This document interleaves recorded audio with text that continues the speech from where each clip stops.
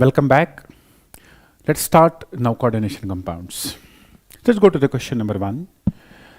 Match list first with the list second. Choose the correct answers from the options given below.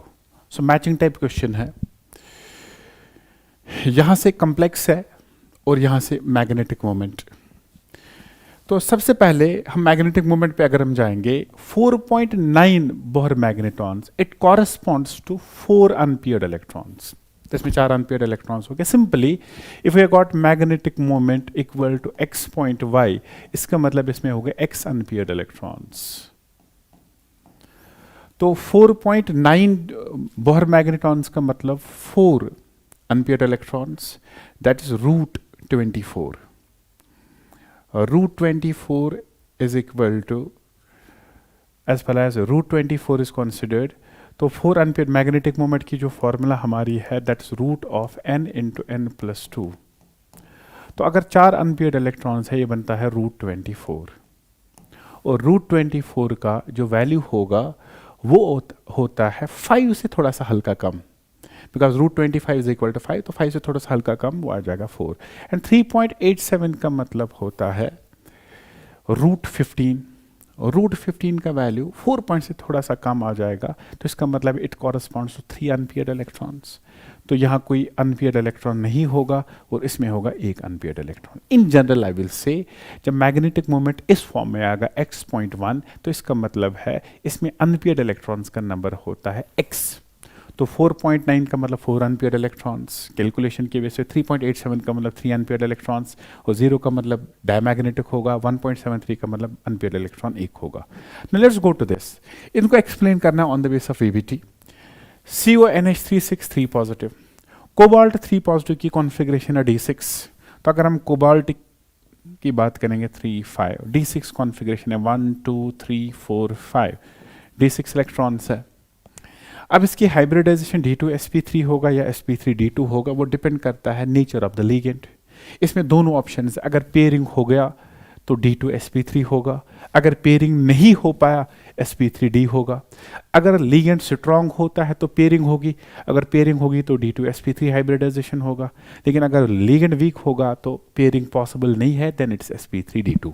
तो अगर हम बात करेंगे इसका लीगेंड जो है that's ammonia. Carbon and nitrogen ligands are generally strong ligands. Carbon nitrogen donors strong ligands and oxygen and halogen donors are generally weak ligands. तो यहाँ पे अमोनिया है, नाइट्रोजन लिगेंड स्ट्रॉन्ग लिगेंड है. ये क्या करेगा, ये इस इलेक्ट्रॉन को इधर पेयर अप करेगा, इस इलेक्ट्रॉन को इधर पेयर अप करेगा. तो नई जो कॉन्फ़िगरेशन बनने वाली है वो कॉन्फ़िगरेशन बनेगा ऐसा 1 2 3 4 5 6.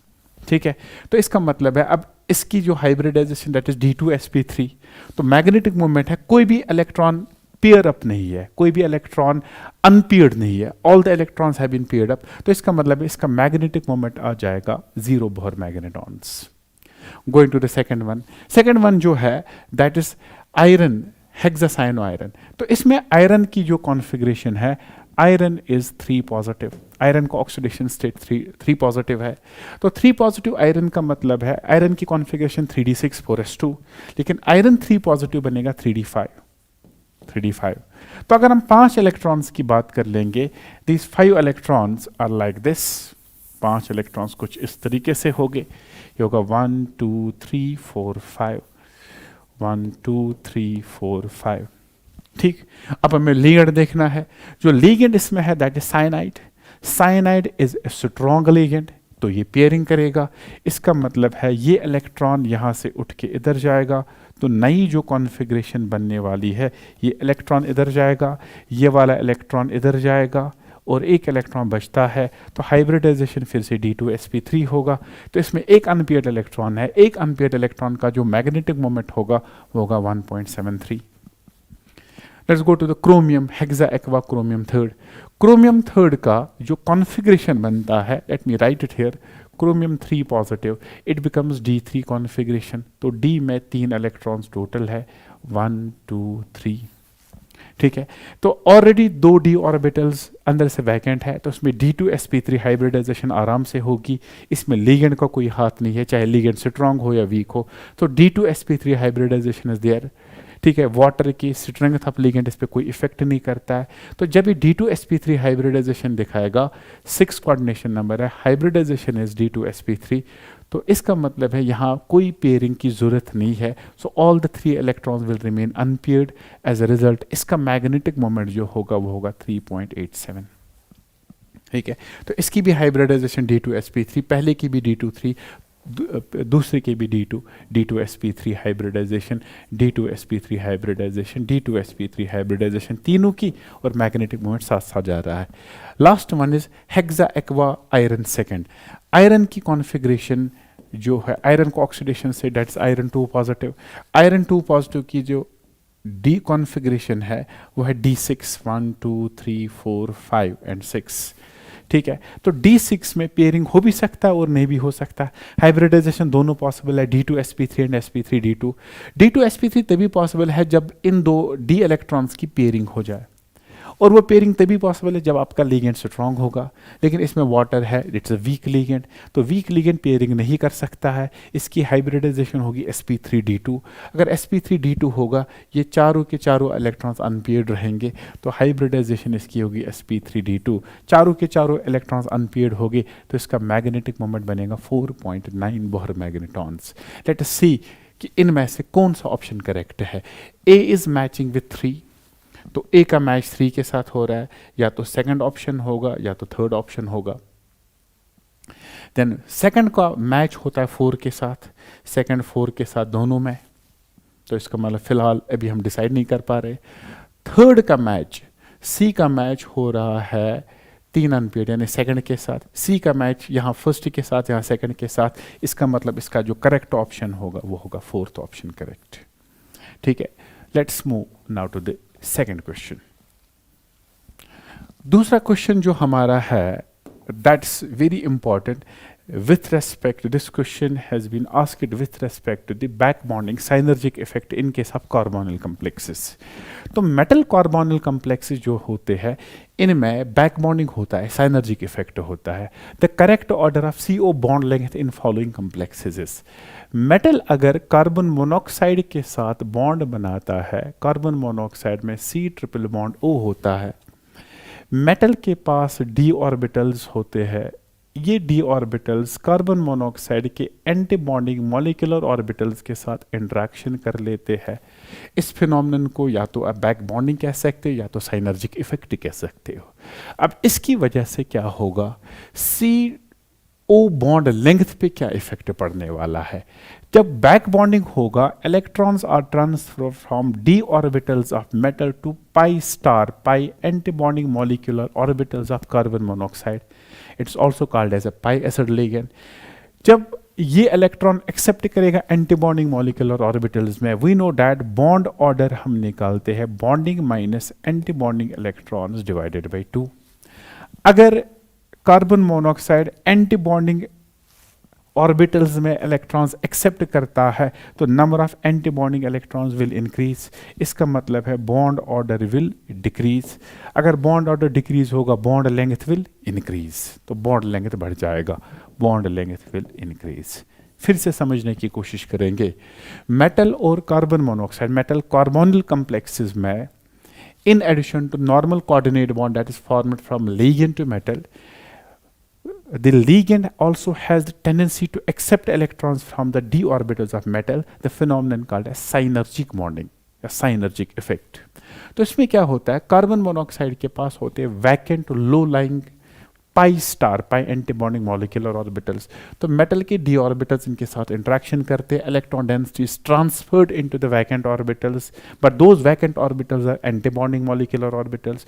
तो अगर एंटी बॉन्डिंग मॉलिक्यूलर ऑर्बिटल में इलेक्ट्रॉन जाता है, उसकी वजह से bond order of CO will decrease and bond length will increase. तो जहाँ पे जितना ज़्यादा साइनर्जिक इफेक्ट होगा वहाँ पे उतना बॉन्ड ऑर्डर कम हो जाएगा और बॉन्ड लेंथ विल इंक्रीज। तो मैं कहूँगा bond length is directly proportional, bond length of CO bond is directly proportional to synergic effect या synergic bonding।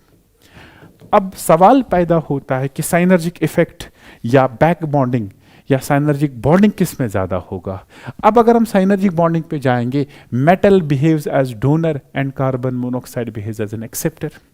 डोनर वही ज़्यादा बेटर होगा जिस पे इलेक्ट्रॉन डेंसिटी ज़्यादा होगी, और मेटल की इलेक्ट्रॉन डेंसिटी जो है वो डिपेंड करता है ऑक्सीडेशन स्टेट पे। जितना मेटल का ऑक्सीडेशन स्टेट कम होगा उतना इस पे इलेक्ट्रॉन डेंसिटी ज़्यादा होगा, और जितना इलेक्ट्रॉन डेंसिटी ज़्यादा होगा उतना इसका डोनेटिंग टेंडेंसी ज़्यादा होगा, और डोनेटिंग टेंडेंसी ज़्यादा होने का मतलब साइनर्जिक इफेक्ट ज़्यादा होगा। So synergic effect is inversely proportional to oxidation state of metal. जहां मेटल का ऑक्सीडेशन स्टेट कम होगा वहां पे मेटल पे इलेक्ट्रॉन डेंसिटी ज़्यादा होगा, साइनर्जिक इफेक्ट ज़्यादा होगा, और bond length of carbon monoxide will increase. अब आपके पास 3 कम्प्लेक्सेस है।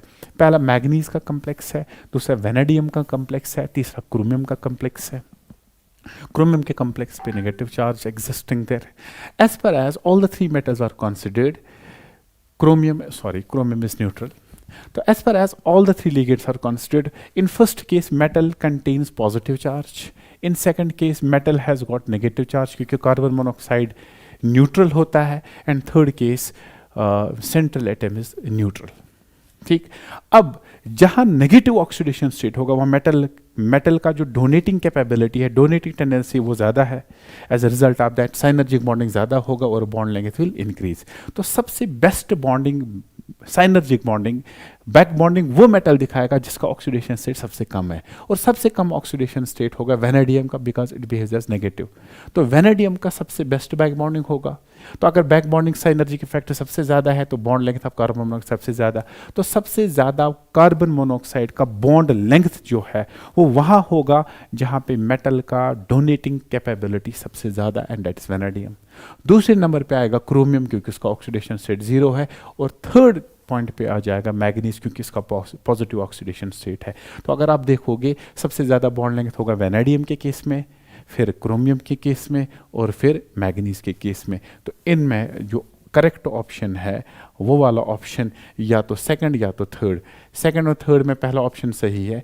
दूसरे पॉइंट पे आएगा क्रोमियम क्योंकि इसका न्यूट्रल ऑक्सीडेशन स्टेट है, यहाँ पॉजिटिव ऑक्सीडेशन स्टेट है। So correct option is third one. So this has been explained on the base of synergic effect. Now let's move to the next question. Next question जो हमारा है,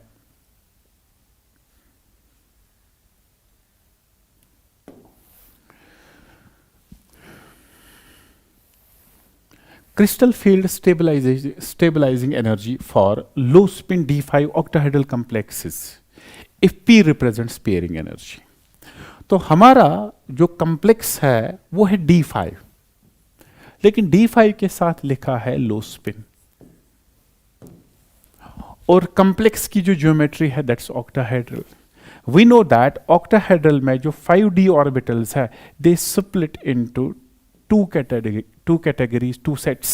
First set lower energy set called as T2G and higher set called as EG set. लेकिन जब splitting होती है d orbitals की, splitting occurs at the barycenter.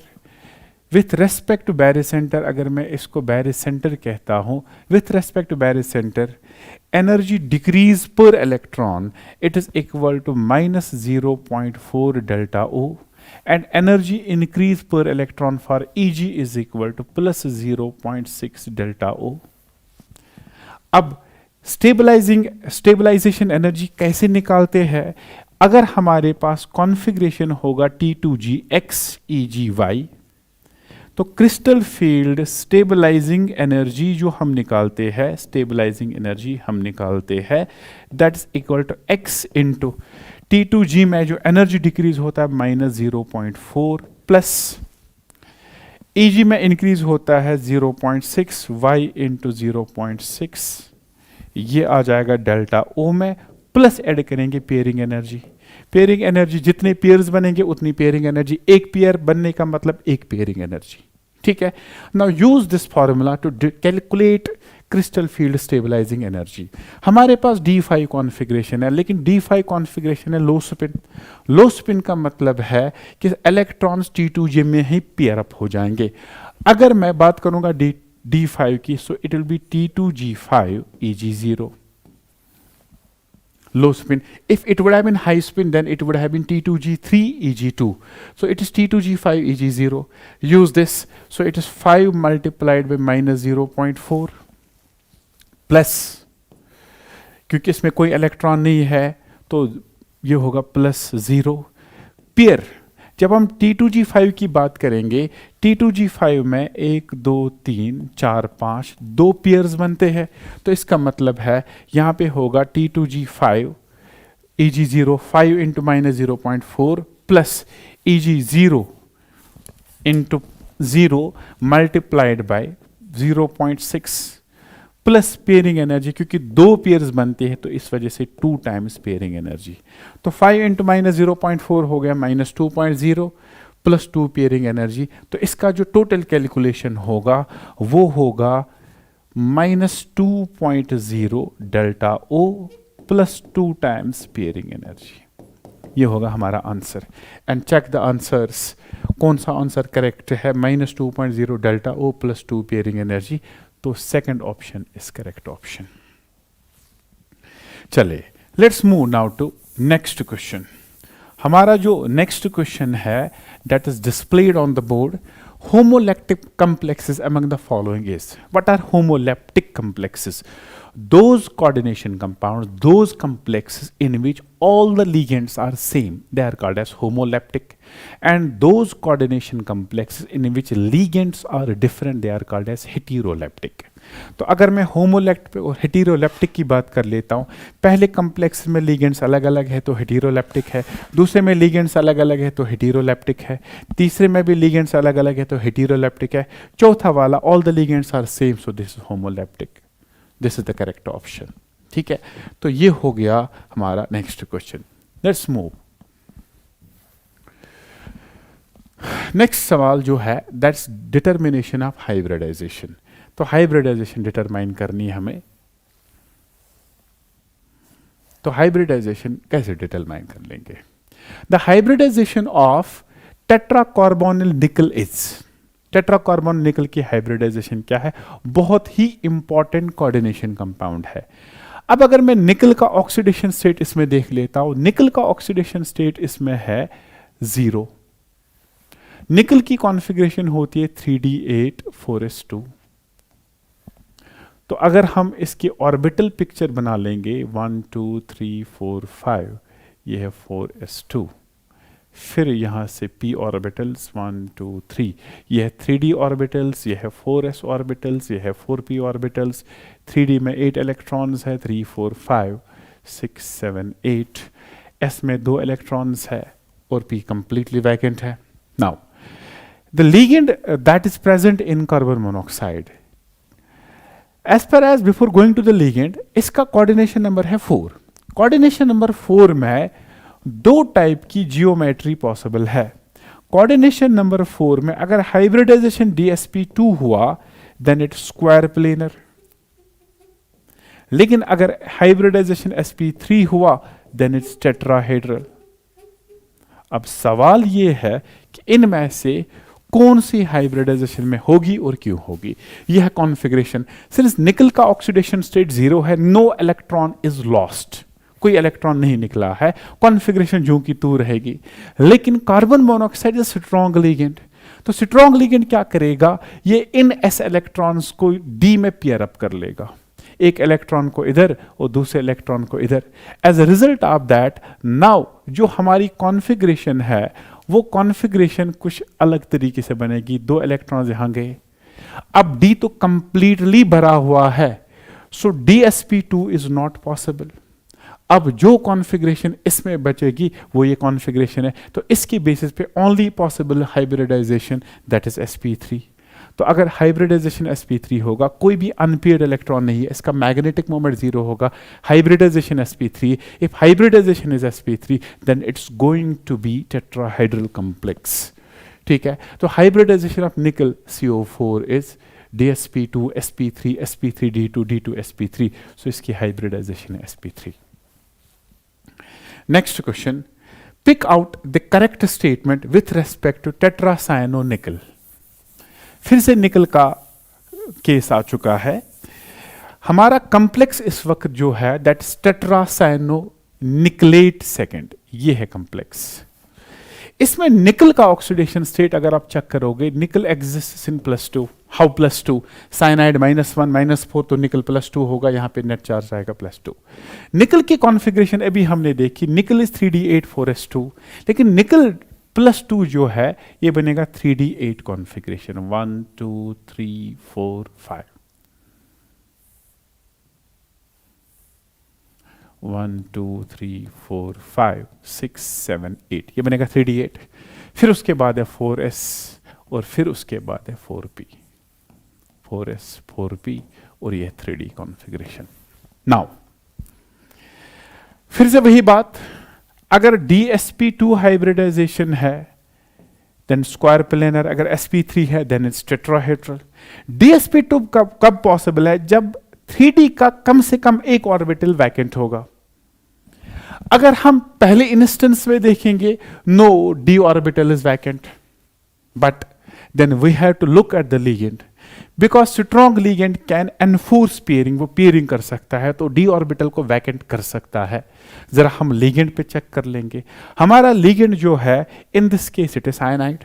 Cyanide is a strong ligand, वो क्या करेगा, वो इलेक्ट्रॉन को पेयर अप करेगा, ये इलेक्ट्रॉन इधर पेयर अप हो जाएगा। अगर इलेक्ट्रॉन पेयर अप हो गया तो हमारी जो अगली कॉन्फ़िगरेशन बनेगी वो कुछ इस तरीके से होगी। Now d orbital is vacant. अब अगर d ऑर्बिटल वैकेंट है तो इसकी हाइब्रिडाइजेशन होगी DsP2। अगर DsP2 हाइब्रिडाइजेशन होगी तो इसका मतलब स्क्वायर प्लेनर होगा। स्क्वायर प्लेनर के साथ साथ कोई भी इलेक्ट्रॉन अनपेयर्ड नहीं है तो ये डायमैग्नेटिक होगा। Now going to this options, it is sp3 hybridised and tetrahedral, no. It is sp3 hybridised and square planar, no. It is DsP2 hybridized and square planar, yes, this statement is correct, and it is DsP2 and tetrahedral not possible. तो hybridization इसकी जो है that is DsP2 और इसकी जो geometry होती है that square planar. Now let's move to the next. Next question जो हमारा है वो है strength of ligands. ये बिल्कुल simple question है। Strength of the ligands, the correct decreasing order of field strength of ligands, इनमें से strongest ligand जो ligand series का strength of decreasing order में arrange करना है strongest to weakest। इसमें 4 ligands है। हमेशा याद रखिएगा spectrochemical series is the arrangement of the ligands in the increasing order of their field strength। और जो स्ट्रेंथ ऑफ लिगेंड है वो डिफरेंट फैक्टर्स पे डिपेंड करता है, सो मेनी फैक्टर्स पे। इन जनरल हम वहाँ पे कहते हैं कि कार्बन डोनर्स स्ट्रांग होते हैं, फिर दूसरे पोजीशन पे नाइट्रोजन डोनर्स आते, फिर ऑक्सीजन डोनर्स और फिर finally halogen donors. Carbon donors are the strongest ligands and the strongest ligand जो 2 होते हैं that's carbon monoxide and cyanide, और उनमें कार्बन मोनोऑक्साइड ज़्यादा स्ट्रॉन्ग लिगेंड होता है इन कंपैरिजन टू साइनाइड। अब यहाँ देखेंगे हमारे पास कौन कौन सा लिगेंड है। हमारे पास कार्बन मोनोऑक्साइड है, इथिलीन डायमाइन है, साइनाइड है, अमोनिया है। तो इनमें कार्बन डोनर है, कार्बन मोनोऑक्साइड एंड साइनाइड, तो इसका मतलब ये 2 ज़्यादा स्ट्रॉन्ग हो गए। फिर नाइट्रोजन के 2 donors that's ethylene diamine and ammonia. Carbon monoxide और साइनाइड में ज़्यादा स्ट्रॉन्ग होता है कार्बन मोनोऑक्साइड, इसका synergic effect tendency back bonding बहुत ज़्यादा होता है। So carbon monoxide out of all these is the strongest. So पहले नंबर पे आ जाएगा carbon monoxide because it's pi donor, इसकी इट्स पाई एक्सेप्टर लिगेंड, इसकी जो पाई एक्सेप्टिंग टेंडेंसी है वो बहुत ज़्यादा होती है। दूसरे नंबर पे साइनाइड आ जाएगा। अब इथिलीन डायमाइन और एमाइन में कौन आएगा? Ethylene diamine is a strong ligand because it is bidentate ligand, it contains 2 nitrogen atoms and ammonia is monodentate. So overall strength जो होगा वो होगा carbon monoxide, then cyanide, then ethylene diamine and then finally ammonia. तो वो जो correct sequence है वो बनेगा second option, carbon monoxide, cyanide, ethylene diamine and ammonia. तो ये होगा इसका। तो इसमें ये बात ध्यान में रखिएगा, carbon, nitrogen, oxygen, halogen donors.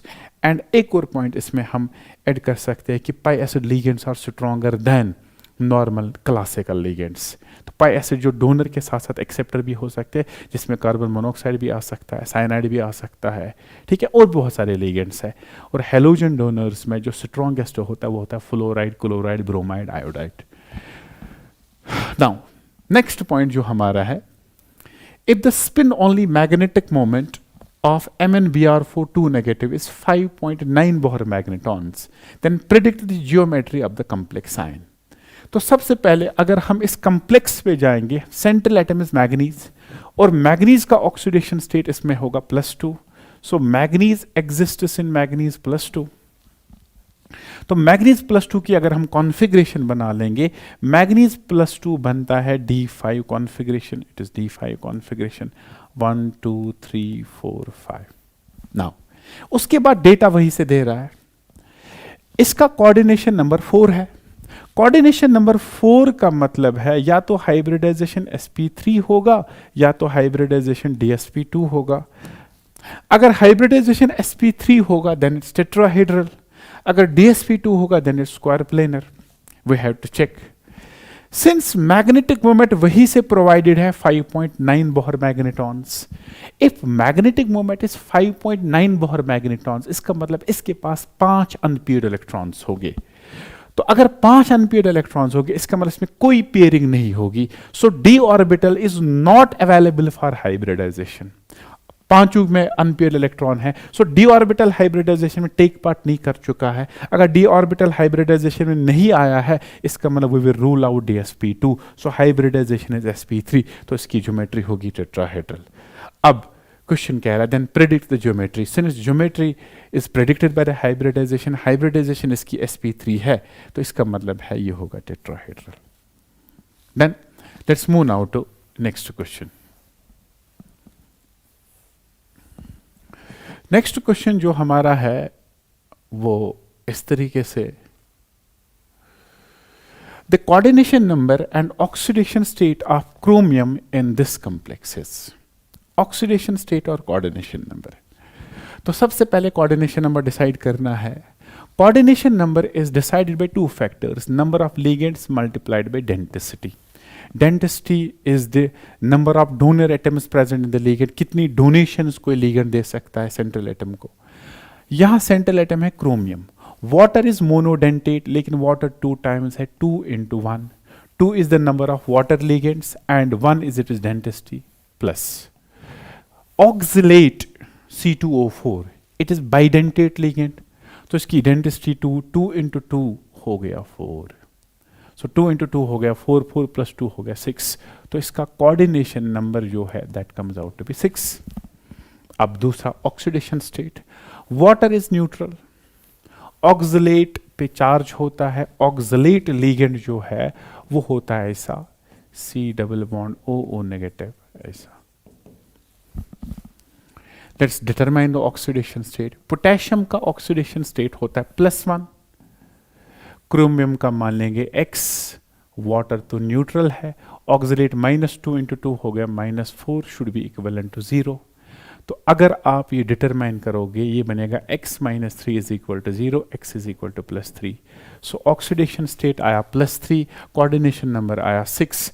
तो कौन सा ऑप्शन करेक्ट है? That's option number 4. That's correct. Coordination number 6 and oxidation state +3. Let's move now to next.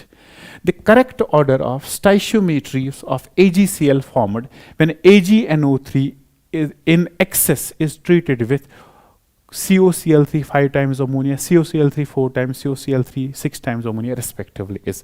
So this question is from Werner's coordination theory. बहुत ही ज़्यादा important है. Let's try to solve it. ये text का question है. Cobalt chloride जब ammonia के साथ treat करते हैं हम, वी गेट कोऑर्डिनेशन कॉम्प्लेक्सेस. इधर 6 times ammonia, 5 times ammonia, 4 times ammonia. लेकिन इन एमाइन कॉम्प्लेक्सेस की जो मैं लिखूंगा X टाइम्स अमोनिया, इन एमाइन कॉम्प्लेक्सेस की खास बात ये होती है coordination number of central atom that 6. Cobalt का कोऑर्डिनेशन नंबर हर किसी एमाइन कॉम्प्लेक्स में 6 होता है. इसका मतलब है जो सेंट्रल एटम कोबाल्ट है it is surrounded by 6 ligands. और 6 लिगेंड्स के एडिशन में जो भी होगा वो रहेगा as primary valency, as counter ion outside the coordination sphere. तो वो यहां पे हो सकता है. अब जरा हम पहला कॉम्प्लेक्स देखेंगे. It is COCl3 into 5 times ammonia. तो इसका जो कोऑर्डिनेशन फॉर्मूला है वो बनेगा ऐसा, ammonia behaves as a ligand, ammonia आ जाएगा 5 टाइम्स, कोऑर्डिनेशन नंबर 6 रखना है, इन कॉम्प्लेक्स का कोऑर्डिनेशन नंबर 6 है, अमोनिया आ जाएगा 5 टाइम्स। अभी 3 क्लोरीन है, हमें अब एक लिगेंड की जरूरत है बिकॉज कोऑर्डिनेशन नंबर ऑलरेडी 5 आ चुका है। तो इन 3 क्लोरीन में से एक क्लोरीन अंदर रहेगा और बाकी 2 क्लोरीन बाहर रहेंगे, तो ये बनेगा COCl3 इंटू 5 टाइम्स अमोनिया।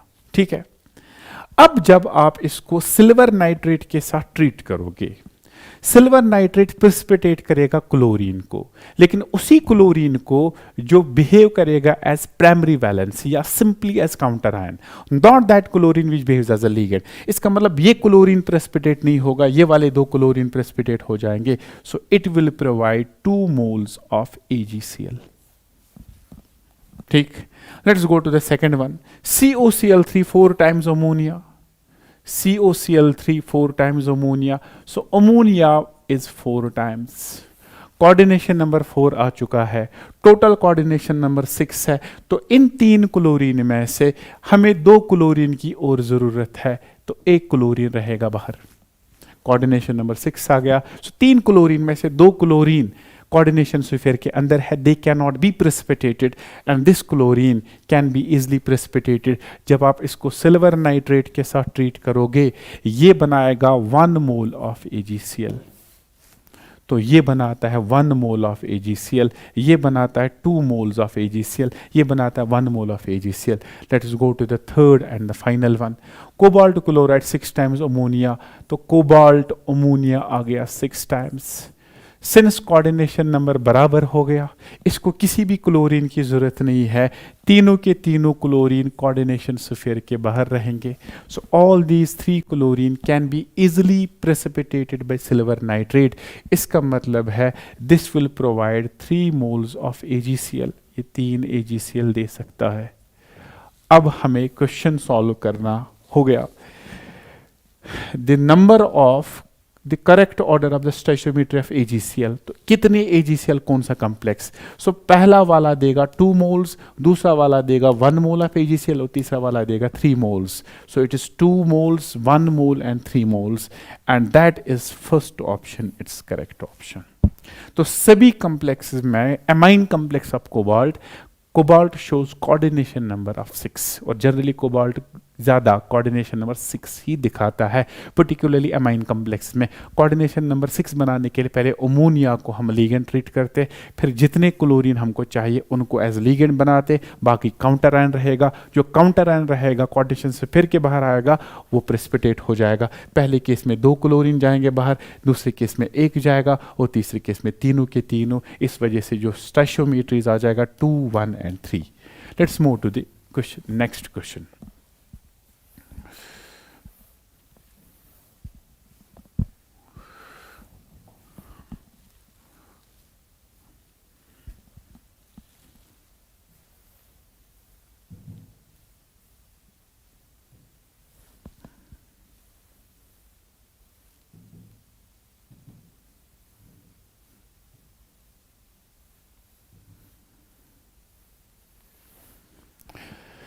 चले, let's move now to next question. Next question जो हमारा है वो है about the complex that is given there. Which of the following statements about CONH3 6+3 is true. ये कॉम्प्लेक्स हमारा है, इसके लिए कौन कौन सा स्टेटमेंट करेक्ट है। CONH3 पॉजिटिव, तो इसमें जो कोबाल्ट का ऑक्सीडेशन स्टेट है दैट इज +3, कोबाल्ट +3 का मतलब D6 configuration, it is D6 configuration. अब अगर हम D6 कॉन्फ़िगरेशन की बात कर लेते हैं, D6 configuration is like this 2 3 4 5, ये 1 2 3 4 5 6 इज D6 कॉन्फ़िगरेशन।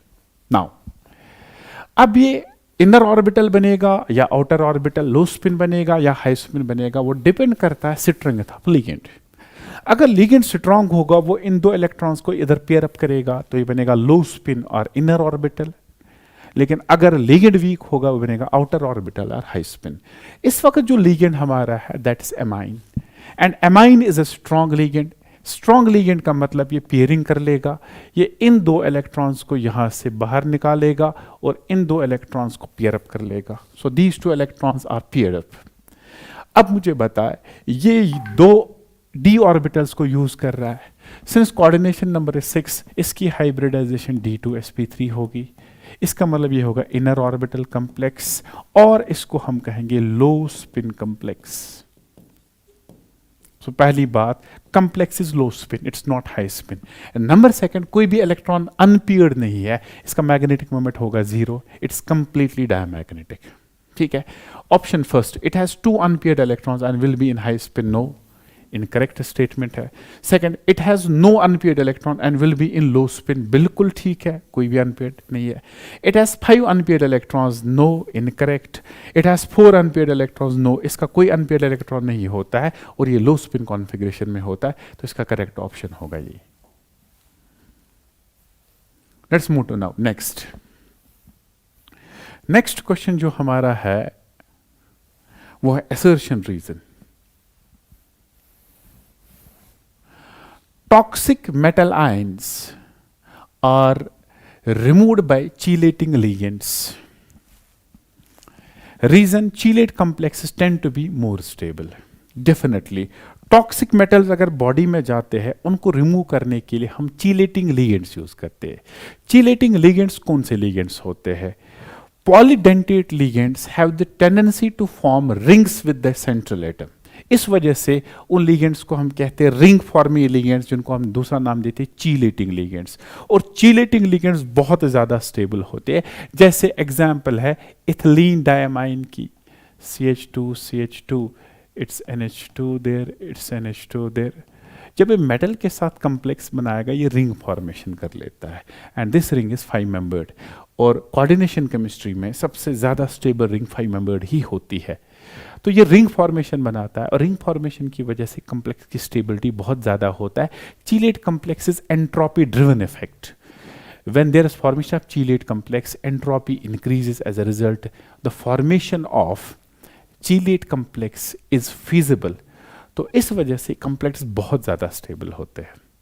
तो जब टॉक्सिक मेटल्स बॉडी में जाते हैं उनको बाहर निकालने के लिए हम चीलेटिंग लिगेंड्स यूज करते हैं। ये करेक्ट स्टेटमेंट है, क्योंकि कॉम्प्लेक्स स्टेबल बनना चाहिए, इनको बाहर निकालना चाहिए। वजह क्या है? क्योंकि chelate complex tend to be more stable. Definitely है, इसका मतलब है इसमें असर्शन भी करेक्ट है, रीजन भी करेक्ट है, and reason is the correct explanation of assertion, because chelate complexes have tendency to form stable complex, इस वजह से टॉक्सिक मेटल्स को बाहर निकालते हैं। तो इसका करेक्ट ऑप्शन होगा first one. Let's move to next question. Assertion reason फिर से, complexes of MX6 and MX5L, X and L or unidentate do not show geometrical isomerism. Let's go to the assertion. अगर MX6 होगा,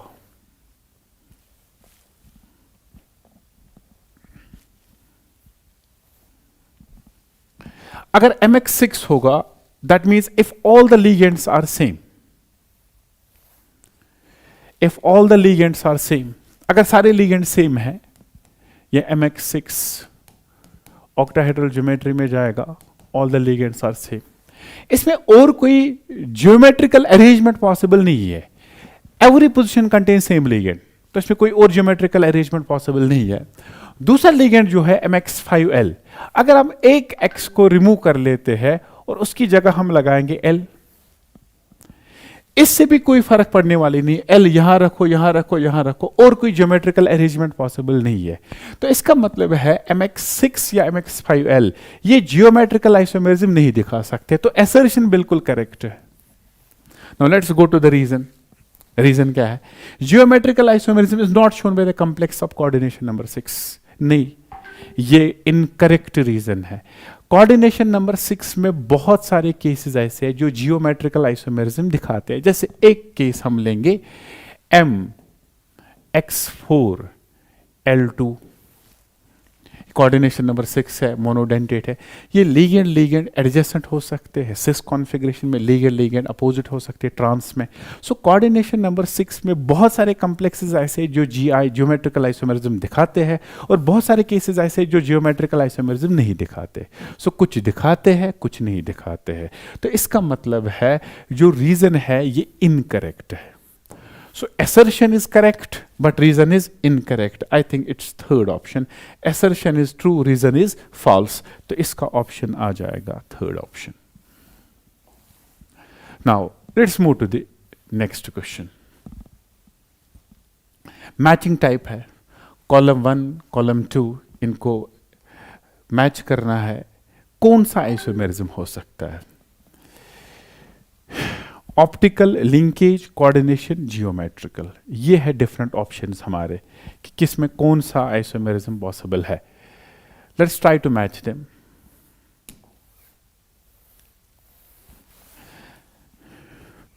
optical isomerism के condition है the compound should be chiral, it should be dissymmetric. इसमें plane of symmetry नहीं जाना चाहिए, centre of symmetry नहीं जाना चाहिए, अल्टरनेटिंग एक्सिस ऑफ सिमेट्री नहीं जाना चाहिए। In short I will say alternating axis of symmetry should not be there. तो अल्टरनेटिंग एक्सिस से आसान तरीका होता है प्लेन ऑफ सिमेट्री और सेंटर ऑफ सिमेट्री। तो कोऑर्डिनेशन कॉम्प्लेक्स में हम प्लेन ऑफ सिमेट्री से डिसाइड कर सकते हैं। लिंकेज आइसोमेरिज्म पकड़ना आसान है, उसके लिए होना चाहिए एम्बिडेंटेट लिगेंड, जैसे साइनाइड, आइसोसाइनाइड, जैसे नाइट्राइट एंड नाइट्रो।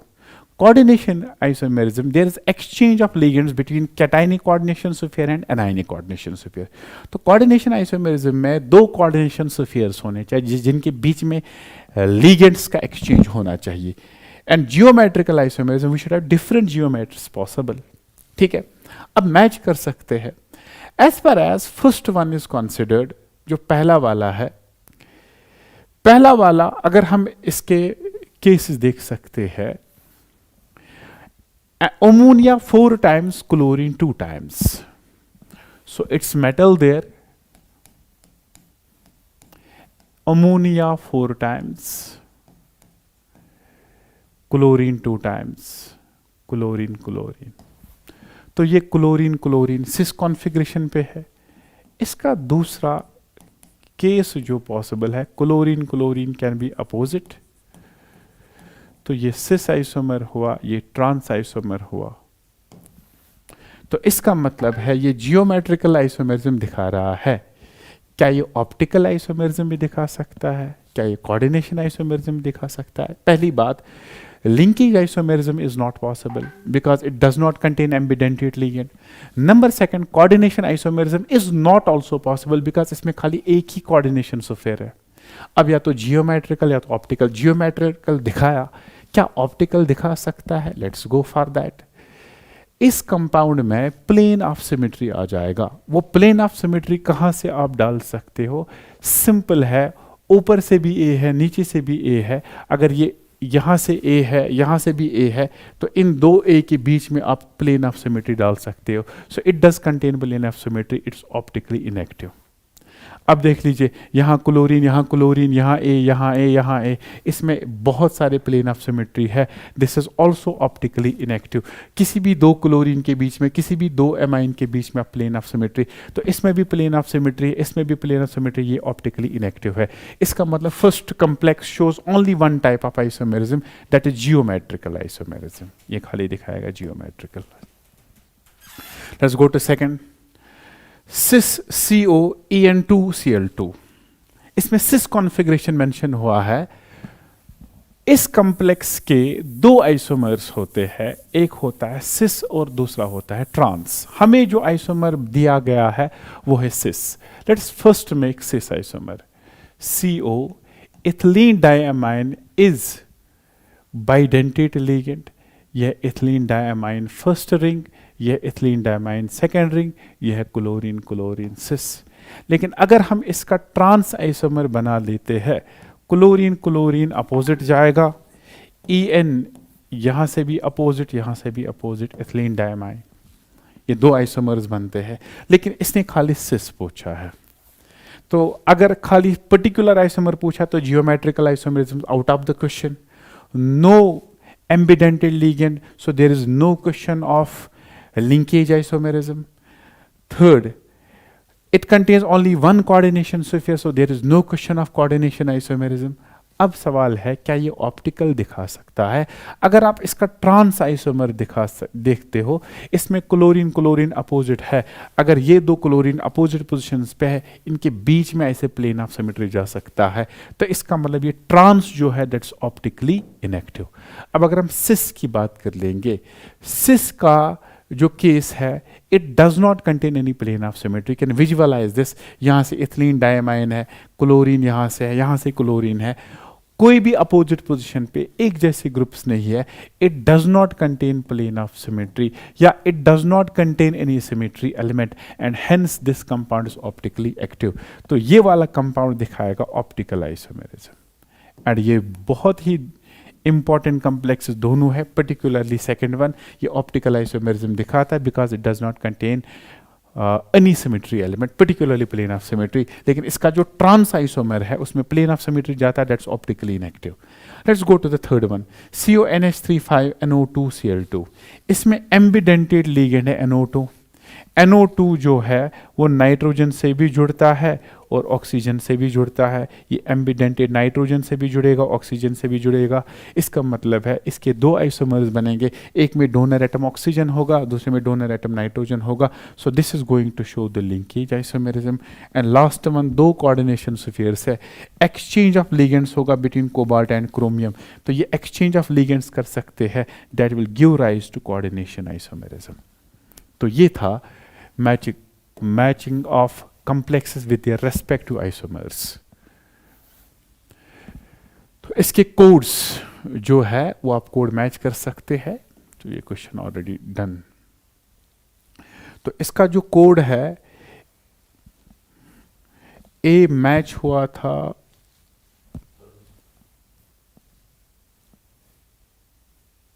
चलिए let's go there now.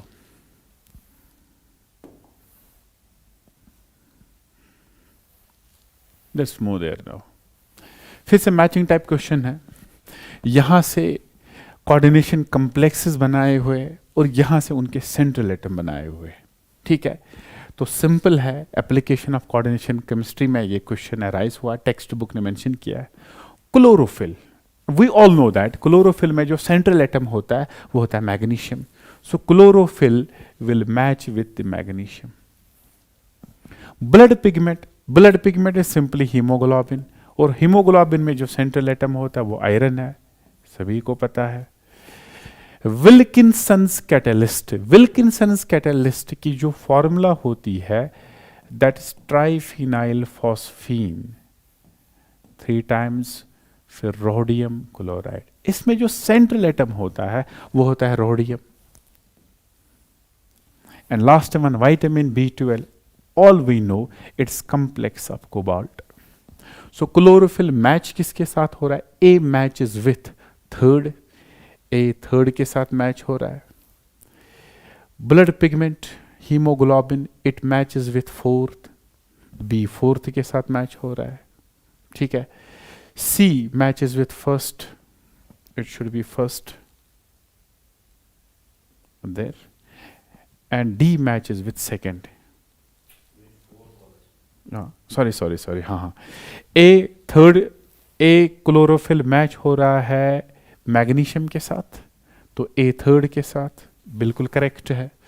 Blood pigment haemoglobin ये मैच कर रहा है आयरन के साथ, सो बी मैच हो रहा है 4 के साथ, परफेक्ट है. विल्किंसन्स कैटलिस्ट मैचेस विथ फर्स्ट, ये मैच हो रहा है फर्स्ट के साथ. और लास्ट ऑप्शन जो डी विटामिन D12 ये सेकंड के साथ मैच हो रहा है. तो इसका करेक्ट ऑप्शन जो है दैट्स फोर्थ ऑप्शन. ये हो गया matching of these complexes. Let's move to the next one. Atomic number of manganese, iron, cobalt are 25, 26, 27. Which of the following are inner orbital octahedral complexes are diamagnetic? इनमें से कौन सा diamagnetic है जहां सारे इलेक्ट्रॉन्स paired फॉर्म में होंगे? If we go to this one, first complex,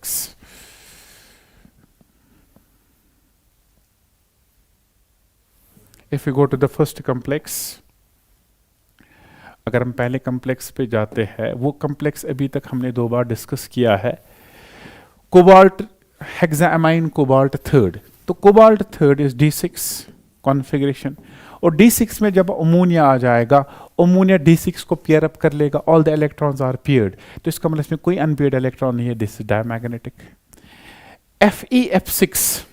FeF6 iron का कॉन्फ़िगरेशन बनता है, iron is present in oxidation state +3, और इसका कॉन्फ़िगरेशन बनेगा D5।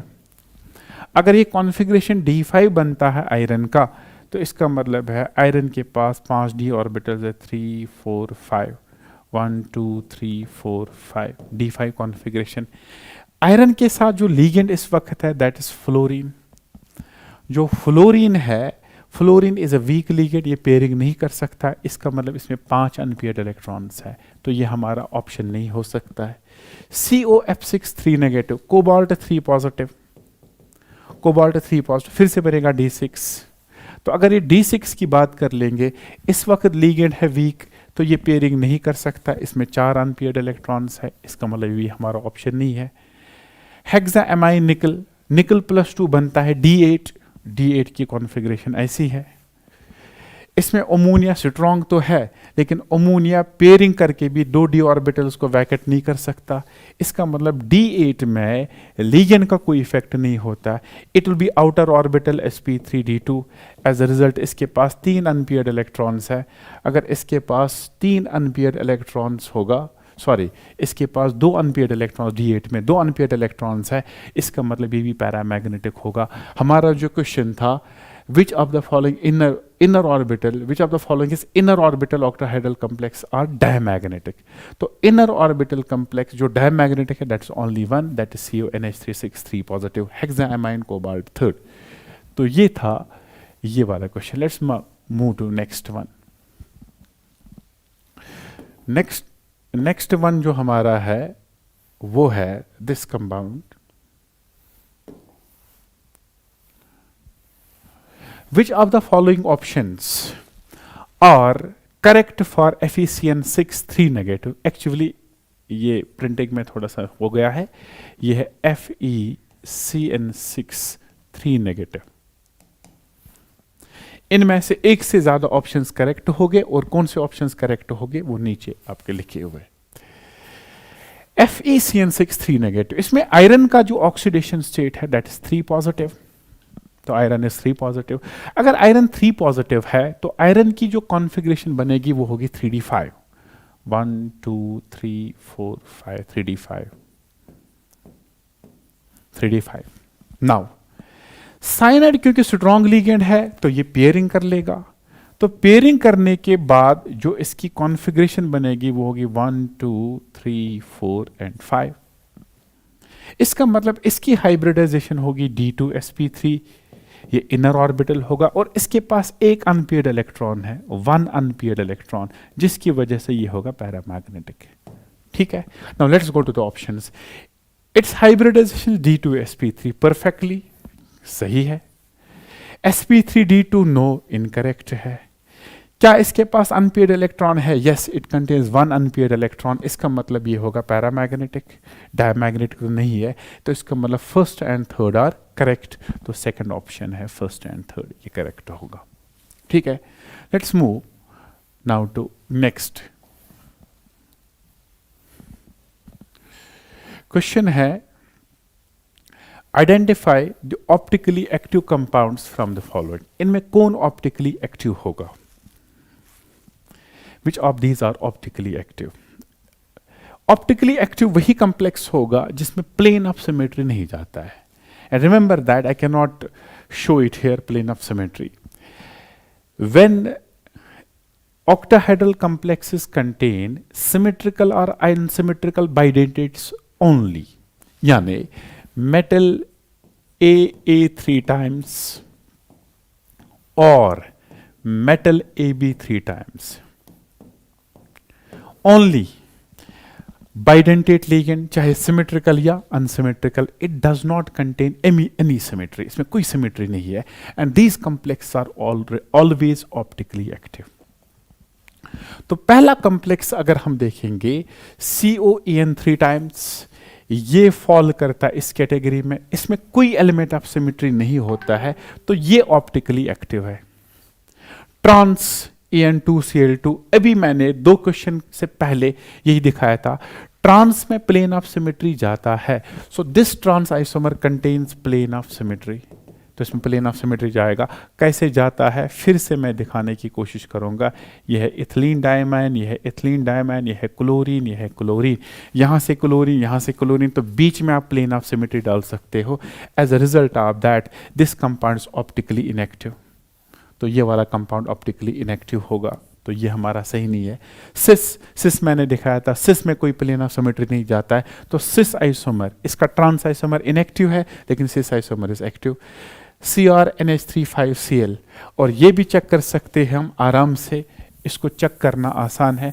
अमोनिया 5 टाइम्स क्लोरीन, तो अगर ये कोबाल्ट यहाँ है, इसको 5 जगह पे अमोनिया लगा हुआ है, let me represent ammonia bye A, और यहाँ क्लोरीन है, A and A opposite position पे A एंड A, तो बीच में आप प्लेन ऑफ सिमेट्री डाल सकते हो, तो it contains plane of symmetry, ये ऑप्टिकली इनएक्टिव होगा, तो ये वाला कंपाउंड भी ऑप्टिकली इनएक्टिव होगा। तो अब ऑप्टिकली एक्टिव कौन कौन सा है? First and third are optically active, so ये होगा इसका correct option, first and third. Now let's move to the next question. Identify the correct statement for the behavior of ethane 1,2-diamine as a ligand. 1,2-ethane 1,2-diamine as a ligand जो है, इसके बारे में कुछ statements यहाँ पे है, उन स्टेटमेंट्स में देखना हमें कौन सा सही है। ईथेन 1,2-डायमाइन का जो स्ट्रक्चर है वो कुछ इस तरीके से है, ईथेन 1,2-डायमाइन ये है।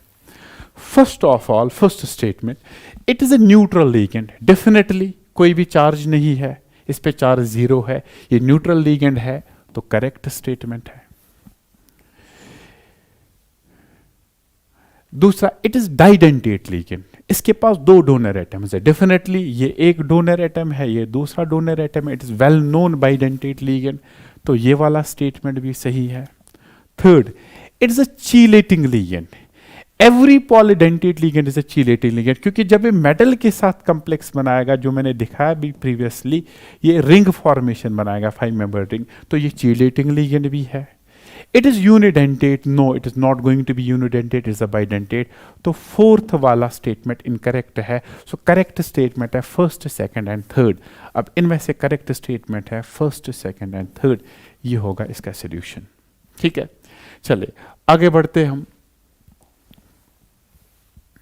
Let's move to the next case. Which of the following isomers will show a linkage isomerism? इनमें से कौन सा कंपाउंड लिंकेज आइसोमेरिज्म दिखा सकता है?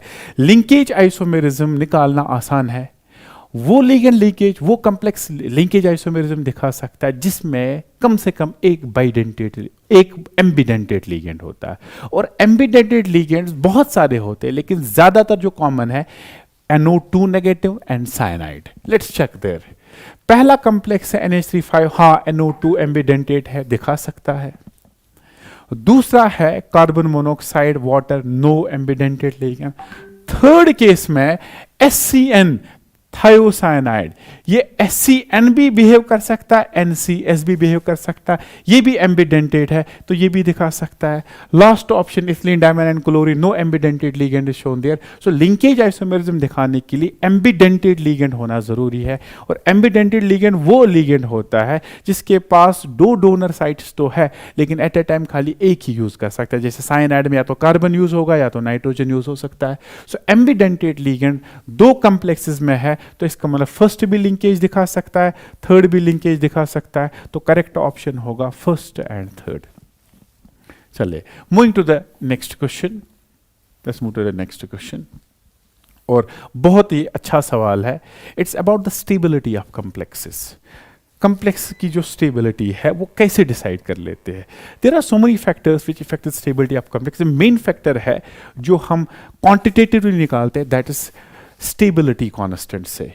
जब भी हम कोई कॉम्प्लेक्स बनाते हैं, complex formed from aqueous medium, मान लीजिए MH2O प्लस एक्स है, उसको हम 6 टाइम्स लीगेंड के साथ ट्रीट करते हैं, ये बनाता है ML6 और वाटर जाएगा बाहर, 6 टाइम जाएगा बाहर। The formation of this ML6 is indicated by K equilibrium, जिसको हम रिप्रेजेंट करते हैं बीटा से, और बीटा का नाम देते हैं हम फॉर्मेशन कांस्टेंट।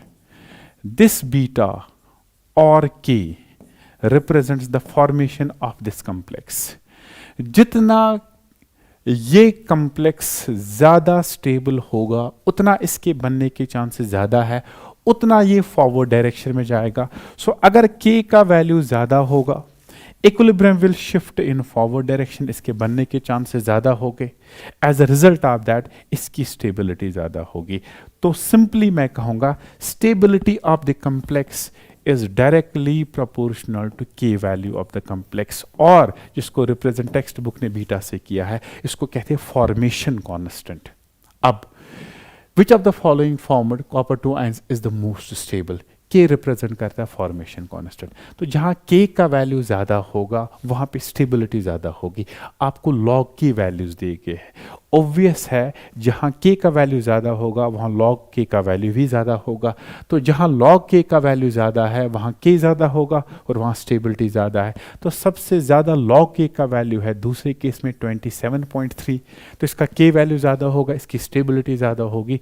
तो second complex is the most stable of all these complexes. Next question जो है वो स्क्रीन पे आ चुका है। The colour of the coordination complexes depends upon the crystal field splitting. ठीक, what will be the correct order of absorption of the wavelengths of light in the visible region for the complexes? जब हम octahedral complexes की बात करते, they split into two sets, T2G and EG set। ये है T2G और ये EG set। इनके बीच में जो एनर्जी डिफरेंस है उसको रिप्रेजेंट करते डेल्टा O से, क्रिस्टल फील्ड स्प्लिटिंग एनर्जी। अब इलेक्ट्रॉन अगर T2G में होगा, ये ट्रांजिशन करके EG में जाएगा, that phenomenon is called as DD transition.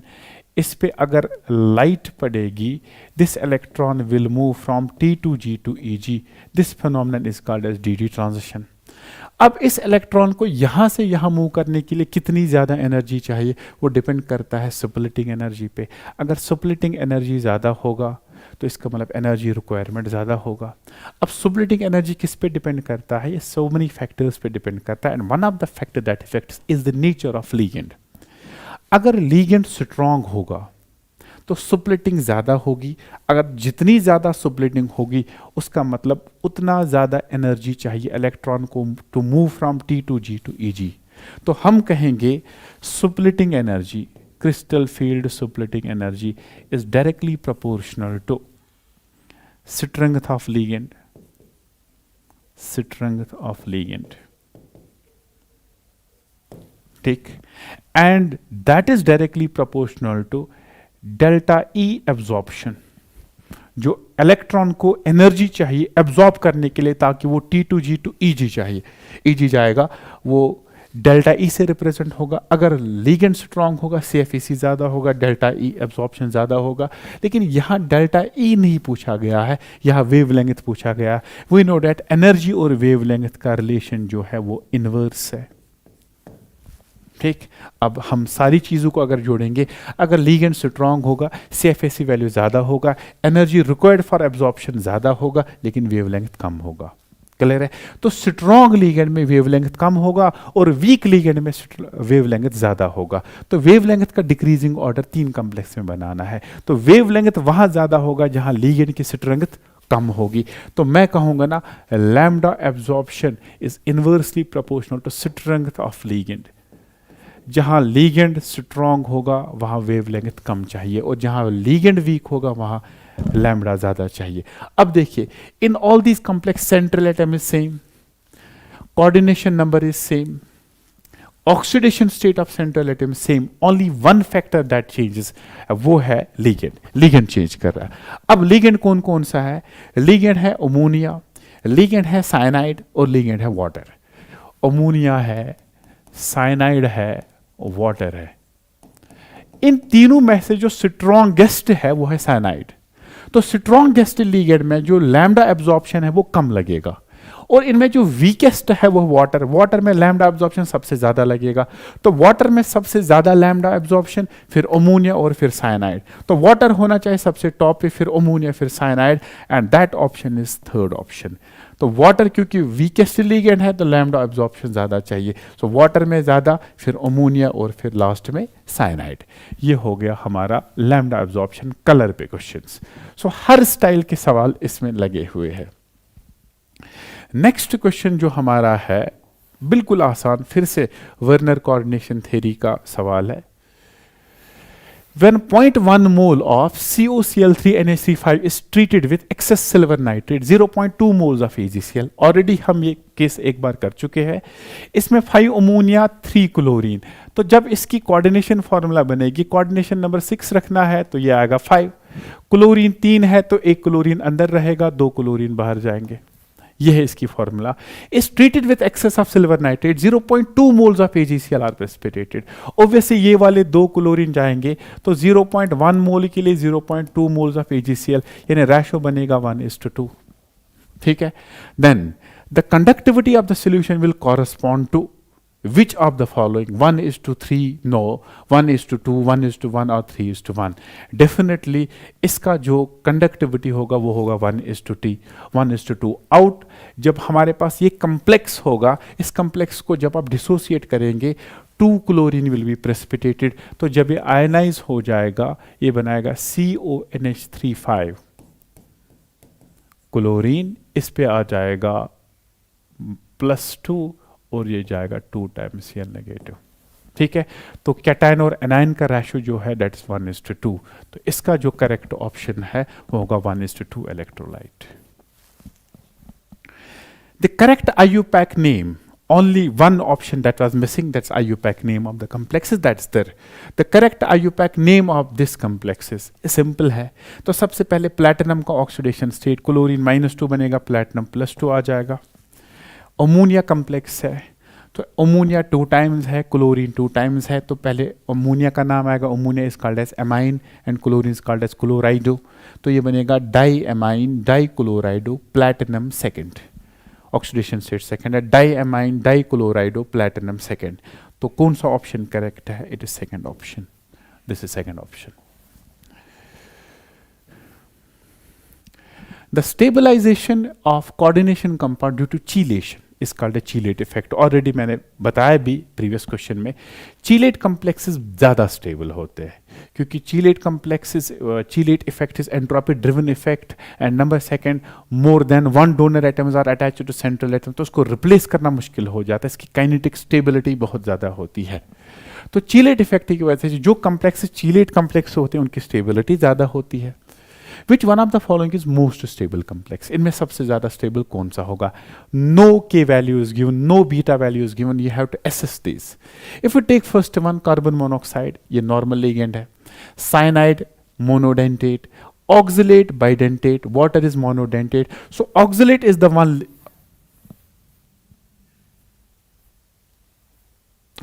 Oxalate is the only ligand जो इनमें से है polydentate ligand. Oxalate is the only ligand जो इनमें से बाइडेंटेट लिगेंड, और बाइडेंटेट लिगेंड बना सकता है चीलेट complex ring formation. Since चीलेट complex ज्यादा स्टेबल होते तो ये भी नॉन चीलेट कम्प्लेक्स, ये भी नॉन चीलेट, ये भी नॉन चीलेट, क्योंकि तीनों में मोनोडेंटेट लिगेंड है, लेकिन इसमें बाइडेंटेट लिगेंड है, चीलेट कम्प्लेक्स है और ये ज्यादा स्टेबल है। तो थर्ड ऑप्शन इसका करेक्ट होगा। Indicate the complex ion which show geometrical isomerism, इनमें कौन जियोमेट्रिकल आइसोमेरिज्म दिखा सकता है? If we go to third option, it is ammonia 6 times. All the ligands are same, no geometrical isomerism. It is 5 times and NC, only one ligand. 5 times ammonia chlorine, only one ligand. लेकिन यहाँ पे chlorine 2 लगे हैं, ये chlorine chlorine सिस भी हो सकते हैं और ये क्लोरीन क्लोरीन ट्रांस भी हो सकते हैं। So this is the complex which has tendency to show geometrical isomerism. बाकी में geometrical arrangement possible नहीं है, तो ये वाला दिखा सकता है geometrical isomerism. Let's move to the next question. बड़ा अच्छा सवाल है। तो अगर हम इस क्वेश्चन की बात करेंगे, crystal field splitting energy for octahedral COCl-C -4 is 18,000 centimeter inverse. The CFSE for tetrahedral COCl4 2 negative will be, ठीक है। इसका मतलब we have to devise a relation between crystal field splitting energy in tetrahedral and octahedral, and luckily we have got that equation which connects tetrahedral splitting energy to octahedral splitting energy. We know that delta T is equal to 4 by 9 of delta O. If delta O is given, we can easily determine delta T value. Delta O in this equation is 18,000 centimeter inverse. तो delta T किसके बराबर होगा? 4 by 9 into 18,000.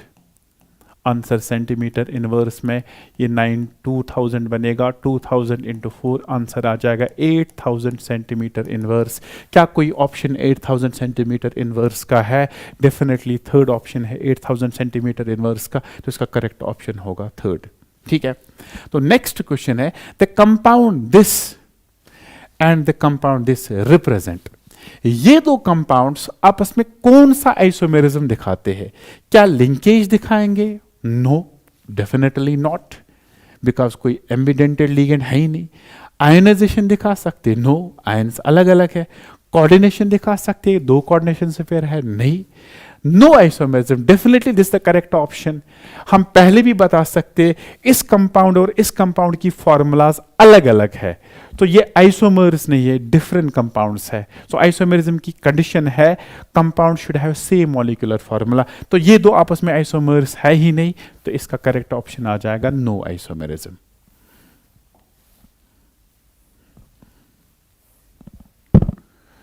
Let's go to the next question. Which of the following species is not expected to be a ligand? इनमें से कौन सा complex ऐसा है, कौन सा कंपाउंड ऐसा है जो लिगेंड होगा ही नहीं? तो पहले हम देखेंगे लिगेंड की क्वालिटी क्या है। लिगेंड बिहेव करता है as a Lewis base. Lewis base वही होगा जो इलेक्ट्रॉन डोनेट करेगा। इलेक्ट्रॉन डोनेट वही कर सकता है जिसके पास कम से कम एक लोन पेयर, या अगर लोन पेयर नहीं होगा तो at least it should contain pi bond. अब देखिए NO is definitely a ligand, nitrogen के पास लोन पेयर है। If you go to ethylene diamine, nitrogen के पास लोन पेयर, नाइट्रोजन के पास लोन पेयर, ये 3 इलेक्ट्रॉन डोनर है, तो ये भी लोन पेयर है, इसके पास भी लोन पेयर है। कार्बन मोनोऑक्साइड, डेफिनेटली कार्बन और ऑक्सीजन के बीच में कोऑर्डिनेट बनता है, कार्बन के पास लोन पेयर है, ये भी है। NH4 पॉजिटिव, अगर हम इसको ओपन कर लेंगे, NH4 positive is like this, nitrogen पे पॉजिटिव चार्ज है, nitrogen does not contain any lone pair, neither hydrogen contain lone pair, तो ये एक ऐसा कंपाउंड है जिसके पास न तो लोन पेयर है न तो पाई इलेक्ट्रॉन्स है, so it is not a ligand at all. तो ये वाला इसका करेक्ट ऑप्शन आ जाएगा, option number 2। So we have completed, with this we have completed the coordination compounds. तो इसमें 30 questions थे, और इन 30 questions में if you look at all the questions पे general wave, इसमें nomenclature भी आया, इसमें effective atomic number भी आया, इसमें terminology भी आया, oxidation state भी आया, VBT भी आया, isomerism भी आया, क्रिस्टल फील्ड थ्योरी भी आ। So all the areas are covered in this, and I hope that ये आपको हेल्प करेंगे। बाकी जो क्वेश्चंस आपको असाइनमेंट का वो आपको आ जाएंगे। Thank you so much. इंशाल्लाह हम नेक्स्ट क्लास में स्टार्ट करेंगे पी ब्लॉक एंड मेटलर्जी। पहले 12th का खत्म करेंगे, फिर इंशाल्लाह हम क्लास 11th में जाएंगे, that's chemical bonding and periodic properties, S block and hydrogen. Thank you so much and thank you so much. Allah bless you.